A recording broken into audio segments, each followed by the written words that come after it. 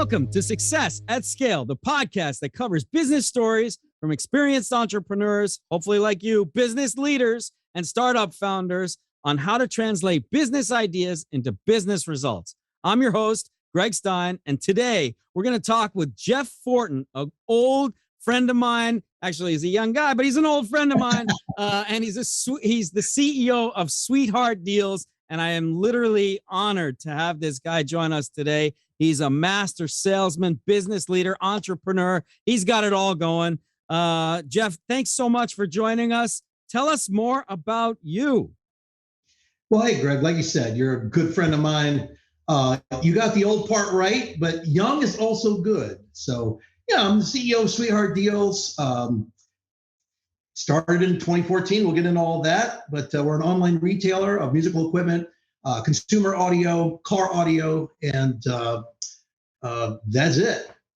That's amazing. What I do. So Jeff, tell us about how you got started as an entrepreneur, your journey, and what is Sweetheart Deals all about? Well, majority of my life, I was a wantrepreneur. I wanted to be an entrepreneur, and I kind of fell into the corporate, rut where you get into a business and you do well and you're successful, and then you go up the ladder, and it kind of consumed my life until 2014, and that's when Sweetheart Deals was founded and started, and off we went. And so, what is Sweetheart Deals? Tell me more. Sweetheart Deals is an online retailer. We sell everything online. We're across many platforms, and we launched our website on Valentine's Day last year. And we've really focused on that component of the business. And we sell consumer audio, we sell pro audio, we sell car audio. And that's something that started not too long ago. It's been doing really well for us. And interestingly enough about that is that car audio actually mirrors the pro audio segment of music. The reality is not everyone can play a guitar or drums or whatever, but that doesn't mean they don't have the same passion for music. As a musician, you and myself, they have the same passion. They just translate it differently. And they do that in putting a beautiful, magnificent audio system in their vehicle, and they're able to push play and appreciate music as much as we do performing it. And so it's an amazing thing that kind of crossed over and that light bulb went off. So and a lot of music retailers I find out, I know I'm going into a tangent, but a lot of music retailers I find out are in this lane, the musical instrument lane, where they want to sell guitars, drums, keyboards, amps, pedals. And that whole other segment of passionate music lovers gets left out. Now, in the car audio world, there's speakers, there's power amps, there's crossovers. All the components of a pro audio system are there just for their car 12-volt system. So it's amazing. So what was your favorite job that you had? You got all of this going with Sweetheart Deals. How did you get to Sweetheart Deals? And what was your favorite experience or job along the way that got you to Sweetheart Deals? Well, that's an interesting question, because every job I've had, I've really enjoyed. And the reason I enjoy it, because it involves people, right? So can I rewind the clock real quick and tell you how I kind of began my whole sales career? Please. Okay, good. So back in the 80s, I was working in the car business. I was a finance manager at a car dealership, okay? Wow. And in walks this guy named Benny, right? Benny walks in and he's like, man, I got to show you something. You're not going to believe this. There's a guy named Tony Robbins, and you are going to love this guy. And he came in, he actually talked to the whole sales team. And I'm like, I was kind of mesmerized, going, okay, this Tony Robbins guy, whoever, and believe me, this is the 80s when Tony was a young man, right? Just starting out, just wrote Unlimited Power and started out his Robbins Research International company, right? So I went, I went to one of the seminars, and I was blown away, man. I was floored. I went up to Benny and said, Benny, I got to work with you. I got to work with this guy. I got to be, I want out of the car business and I want to do what you're doing. So Benny took me under his wing, and I actually flew out and spent about a month with Tony. When he used to live in California, he lives in Florida now. Wow, but, I didn't know that. That's awesome. Yeah, so I spent a month with Tony at his castle. It was Jimmy Durante's old castle in Del Mar, California. And I trained with his top gurus. And so this program was called the Associate Distributor Lecture Program. And my role was to train sales professionals with Tony's program called the Power to Influence Sales Mastery course. Now, that's what changed my life, is that whole program, because it was not your standard, pitch, present, close business. This was psychological selling on the deepest personal level. And so I learned from his gurus. I learned from Tony himself. I did Date with Destiny with Tony and about 30 other people. And it literally changed the trajectory of my sales career. Now, my job after that was over was to go out and sell and train his program, Power to Influence Sales Mastery course. So I talked to the GM. I'm talking corporate level GM people, Xerox at the time, IBM. These are all old companies now that folded into other things. But I sales trained with his technology, these great sales teams. And that is what formed my sales person, right? So let me give you some examples. First of all, one of the techniques that I learned from Tony was this thing called mirroring and matching, pacing and leading. So what that means is you actually you can't walk into a sales meeting at level 12. You could, but if your buyer is at level 3, which a lot of them can be, then you're going to blow yourself out. You're going to go, this guy's whacked, get him out of here. So you learn to enter at the level that they're at level 3, level 4, and then you bring them up. And you bring them up with your enthusiasm, your excitement, and your knowledge of the product also is all melded into this thing. And then what's called pacing leading is you bring them up and you get them excited. And that is really one of the bases of my selling career. So where's this all going? Well, I use that strategy and those techniques and all that stuff I learned from Tony to also translate that to my sales teams. So, I began, after the Tony Robbins thing, I just went and sold music stuff because I'm a musician. I love music. So I kind of went and wanted to go back to, I didn't want to go back in the car business and sell, paper. I wanted to go in and sell stuff that I was passionate about. So I started at Rhythm City in Atlanta and had all that knowledge of sales power and quickly rose, up to be one of the top guys there. And there were some great guys there, by the way. So we were all top guys, but I just was referencing the fact that I might have been a little better. But so, and then from there, Guitar Center bought Rhythm City. So I was like, man, I want to run a Guitar Center. So I worked really hard, focused, used the strategy. And then I started kind of expanding upon his knowledge and started reading, stuff like the Tao Te Ching, for example, because I was going to start managing human beings. And I managed myself for a long time. And now it was time to start managing human beings. So I kind of wanted to get more in depth with, human nature, humankind. How do I manage these people? Because there's 2 ways you can manage someone. You can manage them from the top, pound down on them, or you can manage them from underneath. So one of the things that really kind of, sang to my soul was one of the verses. Tao Te Ching's a bunch of verses or poems or whatever. And one of them was, all rivers flow to the ocean because the ocean is lower than they are. And to me, that translated to, the ocean's the most powerful thing on earth. So if all these rivers are flowing to the ocean because it's lower than them, then maybe that's how I should manage human beings. Then maybe that's how I should manage from underneath, push them up first. I don't want to say, oh, I'm the king, I'm the most powerful thing. No, it's you guys, it's all about you, and it's about your success. And I also used Tony's training to hopefully enhance their lives, to have, people, because when you're in a music store environment, people are coming in, are musicians, they partied all night, girls, the rock and roll, the stage or whatever. And you got to help those people become powerful salespeople, because you got numbers to hit, right? And it's not like there's nothing, you've got things you got to do. So to inspire those folks, the musicians like myself and you, it really takes a lot of finesse. So to kind of go through the story, so I use the techniques, for the my store in Marietta was Store of the Year in '99. The team rose up and it was fantastic.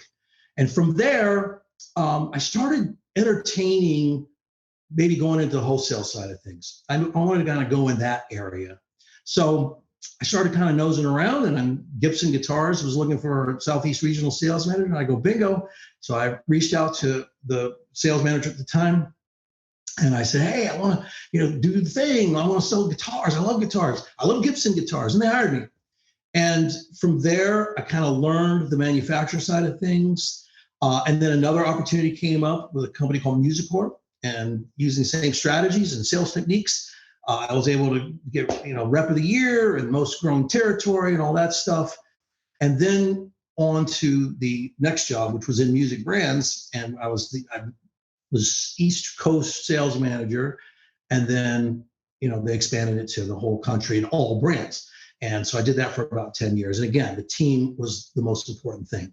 And Jeff, that's where you and I first met, right? Like that's right. That's right. And when I met you, I was just blown away. I could, I didn't really know the whole Tony Robbins background until right now, but I will tell you that like you kind of embodied what I perceive as like the whole Tony Robbins thing, and the way that you brought that to the company, the energy that you brought to the company.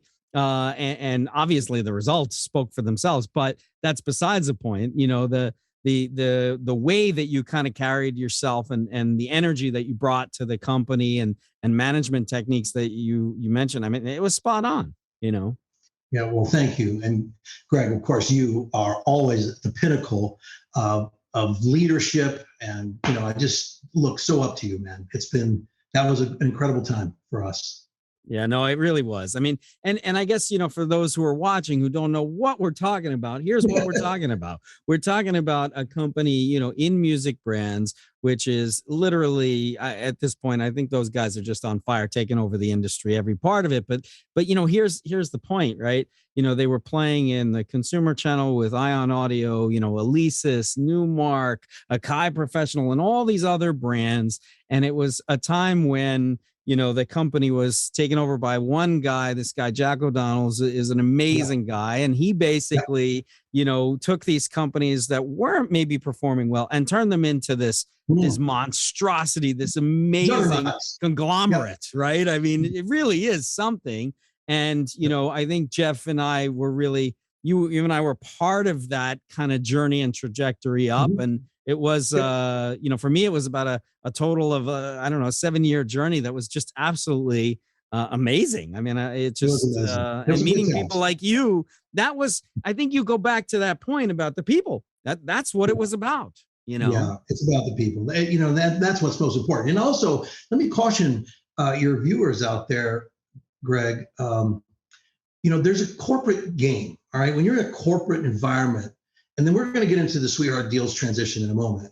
Yeah. When you're if you're in a corporate environment, there's posturing, there's positioning, there's politics. There's a lot of elements that go on that, I don't personally align with, and I want to caution everybody to make sure your voice is heard at the highest level.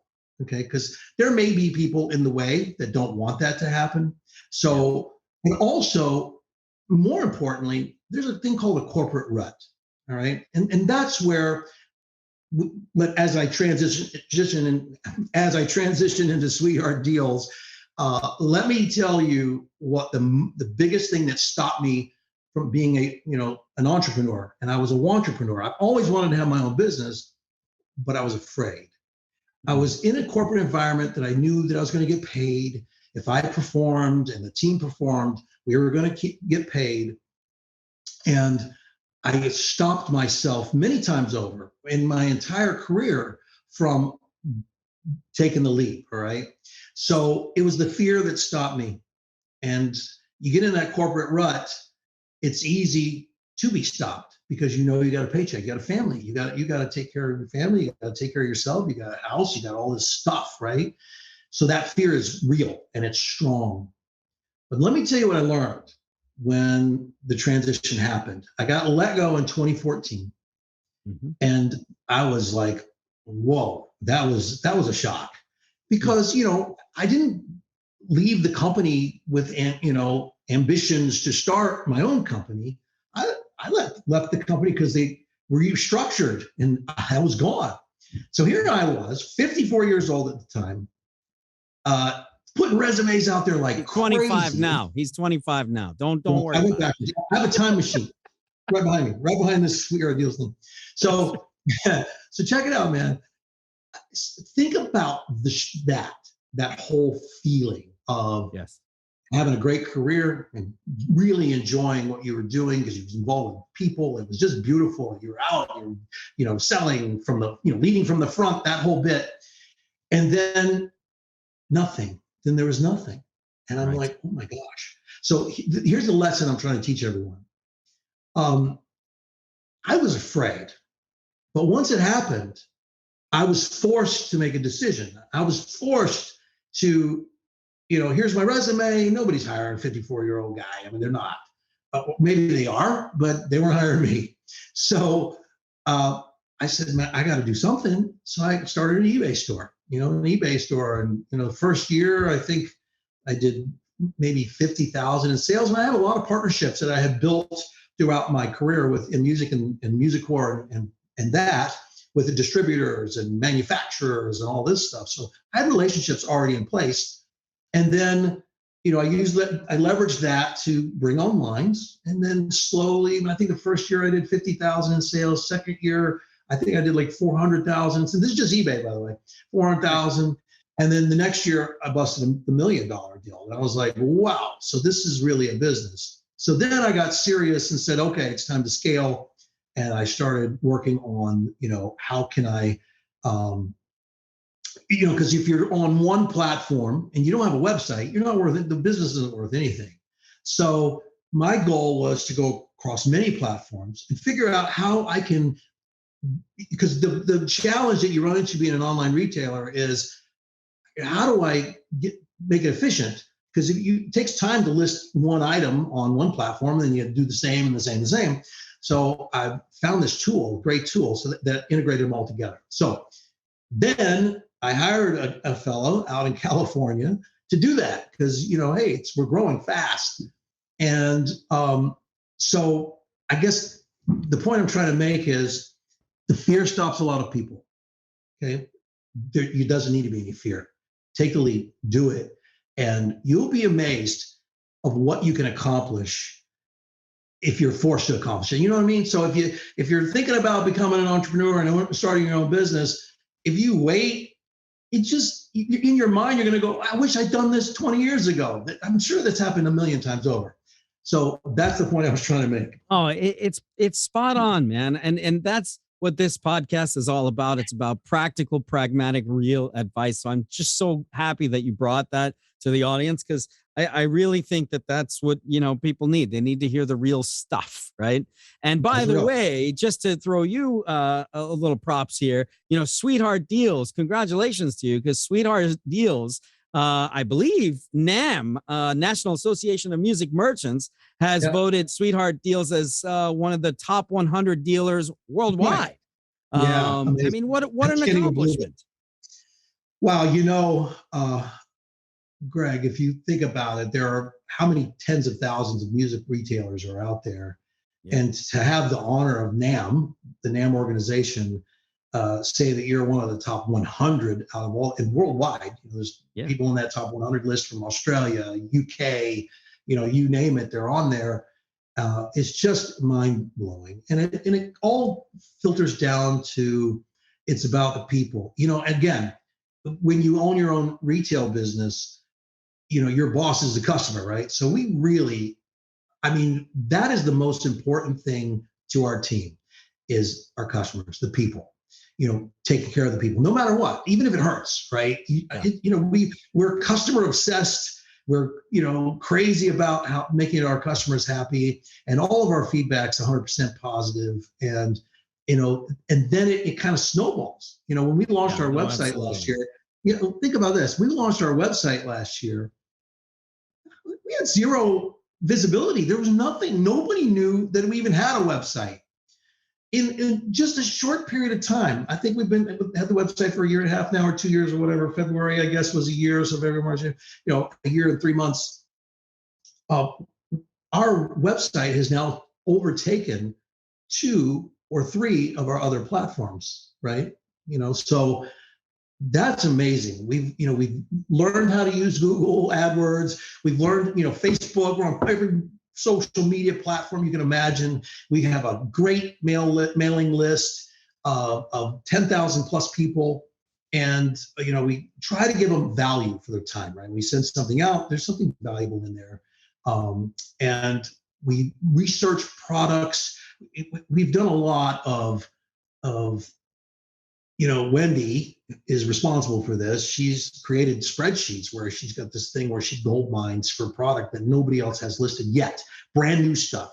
She can look at these 2 spreadsheets and automatically see what's brand new in stock, and we get it listed first. So we've had a great market advantage because of that, and our marketing, and I guess the brand. And so it's just been amazing. Our website's doing very, very well. We're very thrilled and flattered, and I really can't believe how well it's doing. So Jeff, okay, so you started this website, right? What, and you started this business, right? Much broader scale. But when you look at it, what do you think some of the challenges that you face even now, right? Are, and is there any practical advice you'd give to someone that might be experiencing the same kind of thing? Sure. And that's a great question. Every morning I wake up, and every business owner wakes up. You got to pull out the big broadsword, man, because you have dragons to slay. Sometimes it feels like everyone doesn't want you to succeed. Manufacturers, customers, platforms. It's amazing. And competitors. Competitors are a big part of it. And we've been really successful positioning our products against them. And we'll get to that point in a moment. But you got to pull out the big broadsword. You got to be ready to fight, because it's a fight. Every day is a fight. It is not easy, or everyone would be doing it, right? It's not easy. But you got to be committed. You got to pull the broadsword out, and you go, okay, here we go. Let's slay the dragons. And one of the things, and let me give you a point on that. I noticed that if you go to a furniture store, they have financing, right? And one of the financing arms is called Snap Finance. Now, Snap Finance is a little different than Synchrony Bank, for example. Synchrony Bank has a credit card. You can put your store name on the credit card. And the challenge with that is, you get chargebacks. If a customer defaults on the card, then, Synchrony will send you a chargeback. You'll have to pay them back some of the money, if it's a percentage or whatever. Plus, you pay a percentage for them to charge the card or whatever. So there's a maintenance fee. Well, Snap, I noticed that Snap didn't do any of that. So Snap takes 100% of the responsibility. They charge you 4% of your sale, and they don't do any credit checks. They specialize in credit challenged customers. I'm not saying all our customers are credit challenged, they're not. I'm just saying that is a tool that the big guys out there, my competitors, aren't using. So I started using that. We've had so much success with Snap. They do a long-term, I think 1 year payment repay. We only pay 4%. They pay us up front. We never see that again. In other words, if the customer defaults, they absorb it. Now, here is one of the things probably got us nominated for top 100. I invited Snap. I went out to, there was a SEMA show out in Vegas for car audio. That was my first car audio trade show I ever went to. Okay. And they were there. And I'm like, hey, we signed up with you guys. We're doing really well. And they were like, hey, how are you doing? I'm so great. I said, you know what? Do you ever go to the NAMM show? And they go, no, we don't. And I go, you should go to the NAMM show. I said, music retailers would eat this up. They would love this because it'll help them have another tool to fight the big guys, right? So guess what? They're coming to NAMM. They have a booth at NAMM. And you think come right? So, I love for a lot of these brick and mortar retailers. By the way, they have it tougher than I do. We're online, we're everywhere. People can see us. They can buy stuff on Facebook directly. They can buy stuff on Google directly, and it all filters through my website. And with it would be great for the brick and mortar guys that are out there fighting this fight that we fight every day to have this tool, the tool that the big guys don't have. They don't use. They don't need to use. They're the biggest guys around. But they'll have somebody walk in. Hey, I don't have the money, because that's a big one of the biggest objections right, especially with musicians, right? Like it's tough. It's tough. It's tough. So, and this gives them a tool to say, well, hey, come over here to the computer screen, just put your name and checking account information in, and let's see you get approved. Then they approve up to $5,000. So, so they're coming in NAMM. Our fellow music stores will have an opportunity to sign up. It doesn't cost a penny to sign up. And I think we're going to be up for the innovation, because, once you get nominated for the top 100, you now are in a pool to get one of the 7 best of awards, right? And if you get one of the best of awards, then you're in the running for dealer of the year, right? Well, I'll tell you, I'll definitely be cheering you on, even if it's from the sidelines. We'll be cheering you on, everybody at Triple G. But the other thing, I don't know if you know this or not, Triple G is going to have a big stand at NAMM this year for the first time ever. It's an innovation hub where we've taken 6 of our many brands, and we've kind of curated it to bring the most innovative things to NAMM, and we have this innovation hub that's going to be happening there, which is just in a few weeks. So hopefully you'll be there to come check it out. We'd love to see you. I'll be there, Greg. Fantastic. Gosh, I'd love to see it. And then you went to CES too, right? We did CES. No, that was an interesting one. And it's like NAMM too, in a way, right? There's a lot of talk out there about these shows, right? And right before CES, everybody said, no. All the big brands were pulling out. It was all over the news. Everybody was pulling out. It was very risky. And obviously health is priority, but we decided to drive headfirst in while everybody else was running away. And what happened was, I think I might have told you this, it was like magic, right? Because everybody, the first few hours of the show, I got to tell you, I was panicked beyond belief, okay? Because nobody was around. It was real quiet and whatever.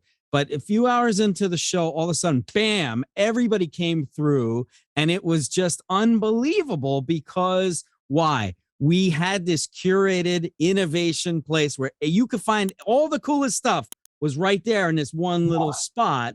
And it's going to be the same thing at NAMM. We got Jordan Rudess from Dream Theater. He just won a Grammy. Yeah. He's going to be performing on the booth. And this is like mind-blowing stuff, right? That is really awesome, exciting. Greg. That's so cool. So I saw all your social media stuff on the CES show, and I just knew of course, this was going to be a big deal. It looked huge. It looked fantastic. So congratulations on that, man. And NAMM, hey, it's the largest music retailer show in the world. So you come in there, and I can't wait to visit your booth. Is it going to be on the floor, or are you going to be at the hotel? So it's a 20 by 10 booth, like right in the hall when you walk in. I think it's like booth 10107, something like this. You walk right in, and you'll be seeing it and feeling it and hearing it. It's like I said, 6 brands all launching new stuff. In this little spot. It's going to be hot. It'll be a good time. That's the place to do it, man. That's cool. I'll come see it. I can't wait. That's awesome. I'm a huge fan of what NAMM does and the industry and the kind of mission, right? I mean, obviously you and I have been part of it for a long time, but it brings us to another question, which is, in your opinion, NAMM and everything else, what do you see as the future of this whole music products space, music technology, even the car audio and consumer stuff too? I mean, what do you see as the future, and where are some trends? Where are things going? Well, the music industry is interesting because you have, technology, synthesizers, evolving, electronic drums evolving, guitar pedals evolving, everything's evolving, digital. You know, some of them are combined, the looper and the vocal effects and guitar effects all combined into one. And then you have this other segment that's kind of retro, guitar. What are you gonna do to a guitar? Roland did it. They made a guitar synthesizer, right? So where else is it going to go? I think you're going to see some backward movement back to more retro products in that space, as well as guitar amps, guitar pedals. You always got these new pedal people popping up, right? And even the boutique pedals, like the boutique pedals,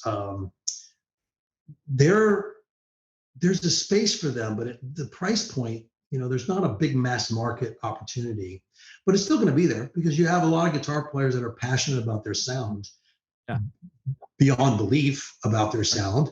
And they're the ones that are going to be buying the boutique stuff. And then you've got your standard, guitar player just learning, and they're just they're excited just to have a guitar in their hands. So you're going to see, my point on the retro thing, I think vintage-ish kind of thing is going to happen in the acoustic world.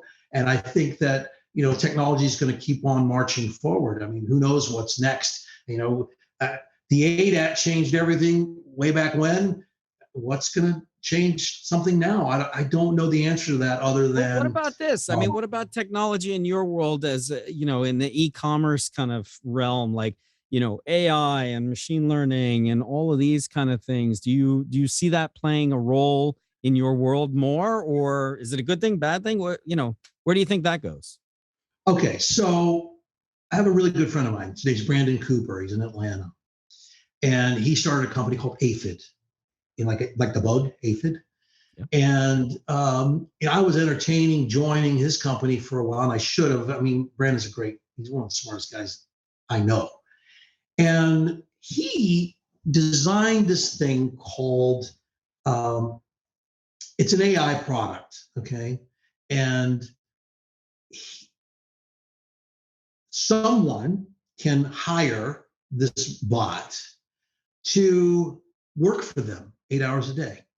In other words, they hire the bot, they sign on with Aphid, and it's called the gig economy, right? And then this bot will go out, and it can be a chat bot, or it can be a scraper bot. It can do all kinds of jobs, and the person who owns the bot will get paid for it. The bot works for them, and they work about 3 hours a week, tightening up the bot, helping the bot learn things.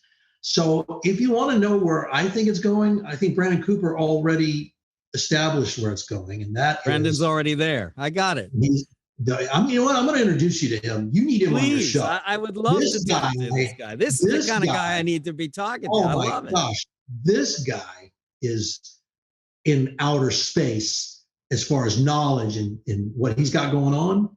Yeah. And here we are, we're on the ground, right? This guy's the future. He's the future, man. So, I worked up a business proposal, business plan for his company. And, so he could go out there and shop for, VC capital and all that. And he's done a great job. He's been on every show on the web you can imagine. He's been highlighted in Atlanta Magazine and all this stuff. So, anyway, you want to know the future? Talk to Brandon Cooper. He'll tell you what the future is, because that is the future. Yeah. I love it. Well, that's fantastic. We're coming to the end of the podcast here. It's been absolutely wonderful. I have one more key question, actually two. What's one question that you wish I had asked you, and how would you have answered that question, Jeff? I think I wish you would have asked me, who my favorite band that I played with was. And my answer would be all of them, because I really enjoyed all of my bands that I played with. V was a great band. Storms, I went on the road for 3 years with those guys. And Public Enemy, we were on a record in Atlanta, Home Cooking 2. I wrote a song that actually got on the record, and we were regionally famous. I love that. Regionally famous. We were regionally famous. Infamous now. Well, yeah, there you go. That's more like it, dude. I'll tell you this, Jeff. I've really enjoyed, catching up with you. I think that, there's so much to learn from you and your experience, right? You're a musician. You're kind of a Renaissance man. You're a musician. You're an entrepreneur, right? You're somebody who is a real leader, and now an award-winning retailer, e-tailer, and so much more, right? There's so much going on here, and you're just a lovely guy overall. And I'm just thankful that you took the time to join me today. And talk through your journey, which sounds like it's only just beginning. So with that being said, where can listeners find you online? Where can we find you? Well, right behind me, sweetheartdeals.com is our retail store. And by the way, if you shop there and use code LOVE101 on checkout with this podcast, you will get 10% off your first purchase, the entire purchase. So all right. So you hear that, everybody? We just got a deal. I'm loving this. I'm going to have to log on to sweetheartdeals.com and go get my my coupon in there. I love it. That's right. But again, Jeff, thank you so much for joining us. Really appreciate it. For anyone that's listening, please be sure to like, share, subscribe, all that cool social media stuff. Triple G Ventures, check us out. This is Success at Scale with Triple G, and we're so happy to have Sweetheart Deals with Jeff Fortin here today. Thanks so much for listening. Until next time, peace.